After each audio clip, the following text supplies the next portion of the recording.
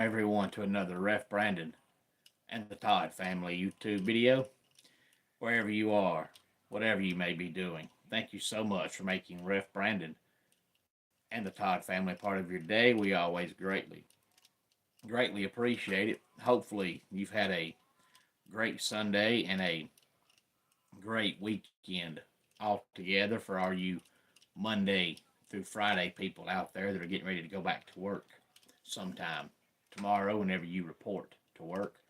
But I wanted to jump on here on this Sunday night and talk some college football AP poll. And this is the last weekend where we will have to discuss the AP poll with it being so serious.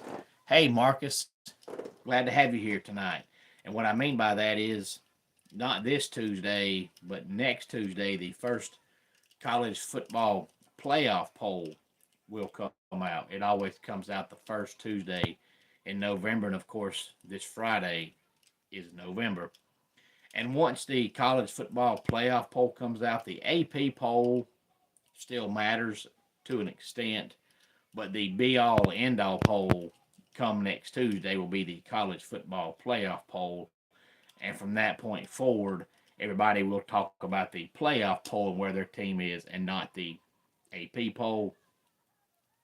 But this upcoming Saturday could be a huge determining factor who the number one team in the country is come playoff poll next Tuesday. And we all know that the playoff poll goes by pretty much what you've done recently because we're a microwave society. Everybody thinks about what you've done right now. And that's why people always say, the old school folks always say that they always remember November because by the time November gets here, what you did in September and October no longer matters. It's what are you doing right now. And this upcoming Saturday, Penn State plays Ohio State. And Penn State's third right now. And if they beat Ohio State, they might be number one when the playoff poll comes out next Tuesday. Hey, free samples. Glad to have you here. And I hate to hear that. I don't know that they will because Oregon's still undefeated. But if Penn State beats Ohio State, especially in dominating fashion, there's a chance Penn State could be number one. But Oregon is number one, Georgia number two, Penn State number three, Ohio State four, and Miami number five. And I have not looked yet. If anybody has, let me know. But I have not looked yet for an update on Penn State quarterback Drew Alar, but I know he left the game yesterday with a knee injury, but I did not hear as of yet and have not heard as of yet how serious it is. If Penn State has Drew Alar, or as some say, Alar, they could beat Ohio State without him. I just don't see it happening, and you really truly hope that he is able to play and is healthy. Hey, Amadeus, glad to have you here. Because you never want to see players get injured, and that's why I never talk about injuries because it happens. Every team in America has them. There's never in history of baseball, basketball, or football been a season go by where a team just didn't have any injuries at all. It happens. It happens in every major sport, always has. It'll never change. Hey, Wild Razorback, glad to have you here. Your team got a big win yesterday. Shout out to your Razorbacks. Hey, SVB0, glad to have you here. You say go Gamecocks, and you are welcome.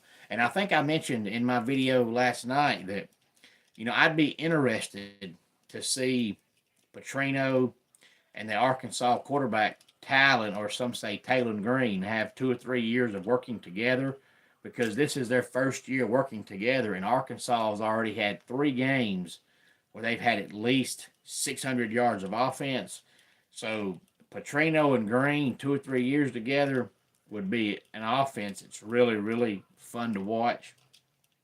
But I don't think we'll get that. But Arkansas has definitely overachieved this year, and I think they have saved Pittman's job.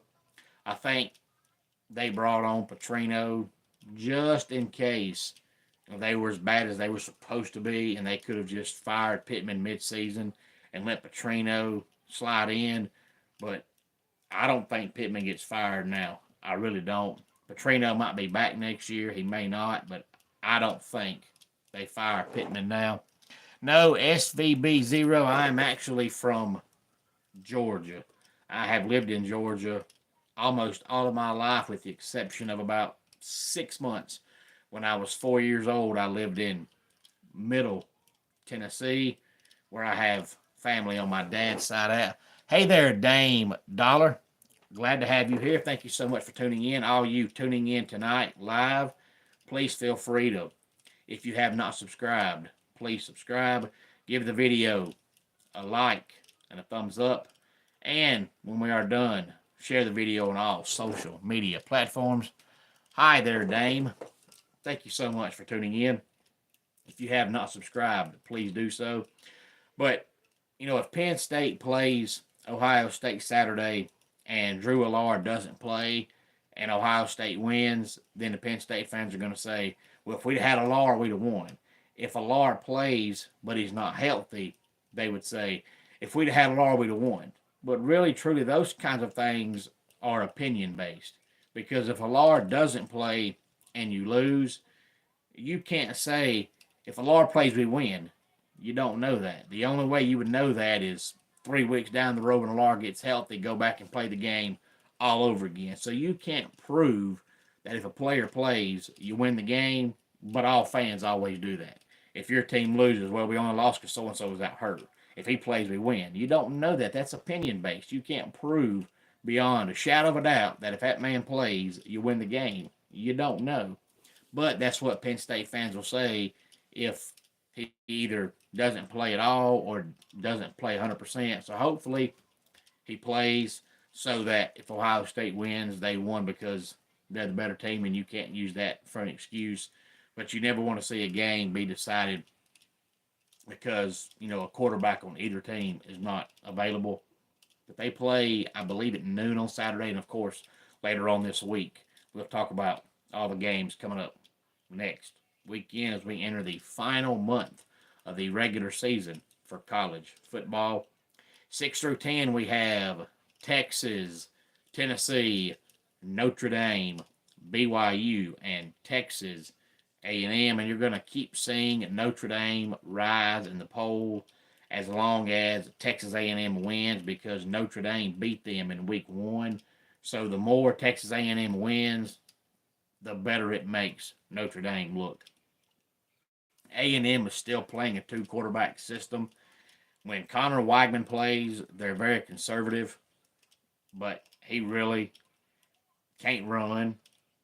But he's a better thrower. They're just conservative with him. But when Reed plays, Reed is an average passer at best, but their offense is more explosive. But when it's November and you still can't decide who your quarterback is, that says something. But Connor Weigman was really, really good last year before he got hurt. He's been inconsistent this year. Number 11 is Clemson. We have Iowa State. I'm going to say it number 12, but they're actually supposedly tied with Clemson. But Clemson was listed first, so I'll say 11 is Clemson, 12 is Iowa State. Then we have Indiana, Alabama, and Boise State. There is a chance, not saying it'll happen, but there's a chance that Indiana remains undefeated until they play Ohio State. I believe it's on the 16th of November, because between now and then, I think Indiana has a bye week, and then some team they should beat pretty handily. So it'll be interesting to see if Indiana plays Ohio State, if they're in the top 10 by the time that game gets here. LSU 16, Kansas State 17, Pittsburgh, Ole Miss, and SMU round out the top 20. 21 through 25, we have Army, Washington State, Colorado, Illinois, and Missouri, and I think I mentioned this in my video last night, but Memphis is 7-1, and Memphis is generally 8 or 9 win team, if not a 10 win team every year. So I'm surprised they're not ranked right now, and I thought for sure that with a couple of teams that were ranked in the 20s losing yesterday, like Missouri and Vanderbilt, that Memphis would jump in there. They still haven't. I'm not sure who they made mad, but considering Memphis is generally a pretty good team and they're 7-1 this year, and a lot of people had them pegged to be the highest finishing group of 5 team. I don't think they will be.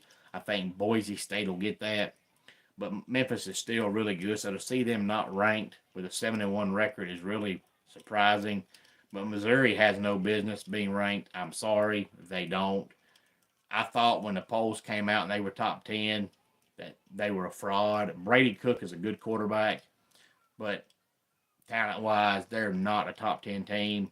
But in their 2 losses this year, they've been outscored by 70-something points, and you can't get beat that bad and be ranked. I'm sorry. You just can't. It's not going to happen. It shouldn't happen. They have no business being ranked.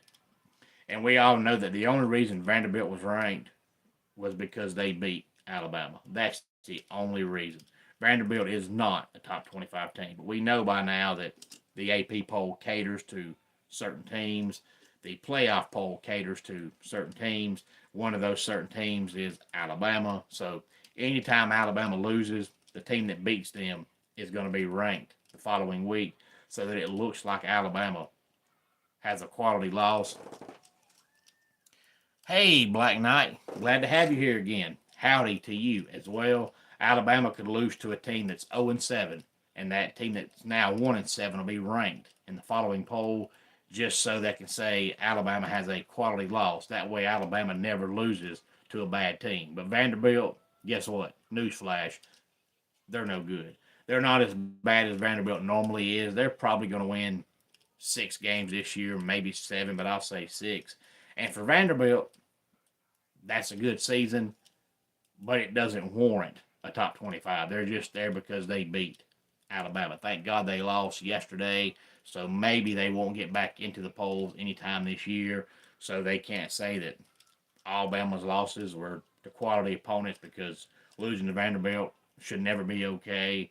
But unfortunately, since they were so good under Saban for so long, they're going to be a catered to team for the next 5 or 6 years as long as they have some players that Saban had. But after you start seeing all of Saban's players get gone, they'll no longer be catered to, but they will be for the next 4 or 5 years. So anytime they lose a game, that team's going to be ranked because they beat Alabama. Alabama's got a quality loss. That's just the fact. That's what's going to happen. Same way with Notre Dame. Notre Dame lost to Northern Illinois, and then Northern Illinois was ranked the following week, and they've done nothing ever since then. They were ranked because they beat Notre Dame. USC, another one of those teams. USC could be 0-12 for 10 straight years, but the very next year when the season starts and the poll comes out, USC is going to be ranked. They've always been that way because they're in Southern California. They've got a huge fan base. They've got a huge tradition. It's just a fact. How people don't know this stuff and can't see this stuff, I'll never know. To me, it's blatantly obvious. But some people just act like that stuff is not reality when it's clearly reality. I was talking to somebody at church yesterday, and he was talking about, officiating. And I told him, because, if you follow this channel, you know that I never, ever, ever, ever blame any game that a team loses on a referee. I won't do it. I'm sorry, you're just not going to convince me that games decided by referees. It's just not so. It's not factual. But that's what fans do. You lose a game, oh, blame the refs. I don't do that. That's a bunch of garbage. But every team has probably 5% of their fans who want to blame every loss on the officials. And everybody wants to complain about the officials, but yet nobody wants to be an official. And in every major sport, baseball, basketball, football, there's any website you can go to and sign up to be an official and go to a class and be an official. But nobody wants to do that, but yet they want to complain about officials. Well, guess what? If you don't have officials, there's no game. So even if you think the referees suck, having sucky referees is better than having no referees, because no referees translates to no games. But I was telling him that, referees can never be right, because I couldn't tell you how many times I've seen referees in a game I'm watching, and the call will be right, but because it's a minute to go in the game, everybody says, "Oh man, you can't call that late in the game." Why not? The rule book says it's a penalty. It doesn't say it's a penalty with less than 5 minutes to go. The rule book says it's a penalty.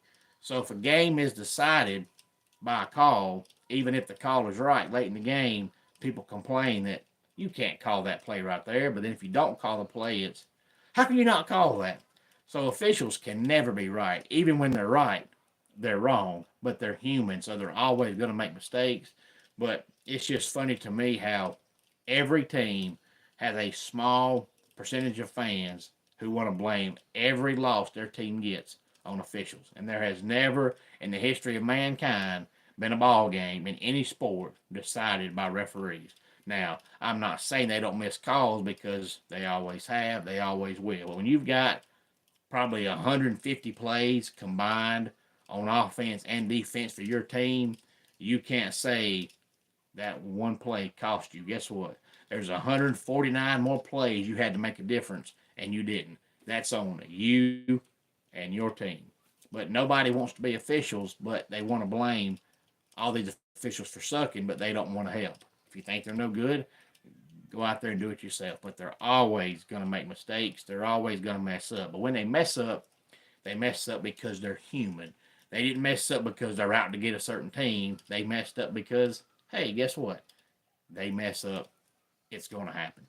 Any thoughts on the AP Top 25? Please feel free to let me know. Any thoughts on what you project the college football playoff poll to look like when it comes out next Tuesday? Let me know, because I have not looked over the complete schedule for next weekend as of yet. So I'm not sure if Oregon plays or not. If Oregon doesn't play and Penn State beats Ohio State, Penn State could go to number one because Oregon didn't play. But if Oregon plays and they win big, they'll stay one. If Oregon plays whoever they play and they only win by 7 to 10 points, if it's a nobody and Penn State beats Ohio State, Penn State can be number one. But none of that will matter, of course, if Ohio State beats Penn State. But I'll look over the complete schedule for next weekend coming up later on in the week. And, of course, we'll talk about it coming up later on in the week. This will be about the last week that we really, truly don't sit down and discuss college basketball, because college basketball is only about a week away. I did talk about the college basketball AP poll one day, I believe either last week or 2 weeks ago, but the season is about a week away. So before long, we're going to be talking college football, the NFL, college basketball, the NBA. Of course, we're always going to talk wrestling, and the NASCAR season is coming to an end, and Major League Baseball right now is in the World Series. They're off tonight. Game 3 will be tomorrow night. Let's go ahead and get our dad joke of the day in here. Last year, I dressed up as a screwdriver for Halloween. I turned a few heads. And that does it for today's Ref Brandon and the Todd Family YouTube video. Until next time, it's Ref Brandon saying, just like in pro wrestling, life can be over by the count of 3. Tell your friends and family how much you love them. Bye.